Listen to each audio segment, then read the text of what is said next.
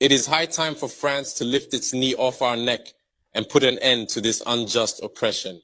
Centuries of misery, human trafficking, colonization, and neocolonization have caused immeasurable suffering. It's time to put an end to this cycle of oppression. It's high time for France to leave us alone. It's time for France to take a cue from its European neighbors and learn a valuable lesson in independence.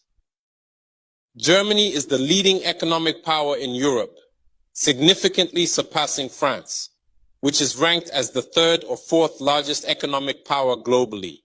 Germany does not exploit any country, any colony.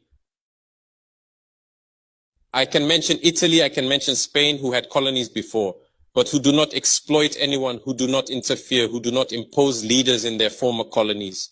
On what grounds does France believe it can continue to impose leaders on us and make choices on our behalf?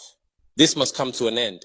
And the emerging Africa, the African youth, the African elites, and the African diaspora all stand united in saying no, it cannot continue any longer.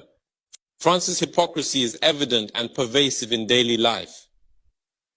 Let's examine the cases of Mali and Chad as prime examples of this hypocrisy.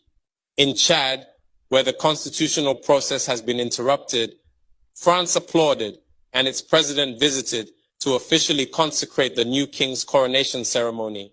In Mali, where it is not the constitutional process that has been interrupted, but the transition process, France has condemned and even packed up its things to say that it is leaving Mali.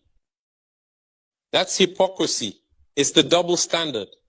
It is the double language that France employs in its dealings with Africa.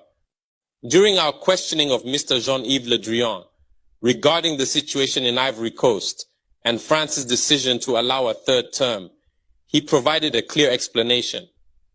He stated that while he accepted the third term for Ouattara, he refuses it for Belarus. He emphasized that France has condemned the situation in Belarus and has actively encouraged the European Union to do the same.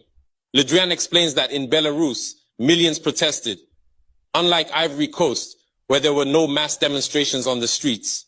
This is how France deals with African issues. Personally, we expect absolutely nothing from France. We desire her to cease meddling in our matters so that the people of Senegal can exercise their freedom of choice rather than being influenced by France's selection of a candidate using the tactics we are aware of. We begin by targeting individuals, adorning them with the Legion of Honor or a similar knightly rank, enlisting them in Masonic lodges, and informing them to prepare themselves as they will be next in line. Even the hypothesis that Macky Sall may not succeed, we know who is being prepared by France. This must come to an end. It will not occur in this manner any longer. Let's be clear. We have absolutely nothing against the French people. In France, both political and citizen voices are rising to hold and express the same discourse as the one I am currently presenting to you.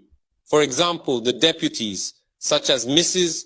Frédérique Dumas, who regularly speaks on the platform of the Assembly, who regularly writes to the Minister of Foreign Affairs, since she is a member of the Foreign Affairs Committee, to raise this unfair behavior of France towards Africa, hold the same speech as us. The same Mr. Jean-Luc Mélenchon, Jean-Paul Lecoq, André Chassaigne, all deputies, hold the same discourse as us, and hundreds of other voices.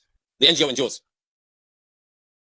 like other non-profit organizations, are doing remarkable work in the same direction. We strongly urge France to listen to the voices that speak to it about our plan for a more collaborative, fairer, and sustainable partnership between Africa and France.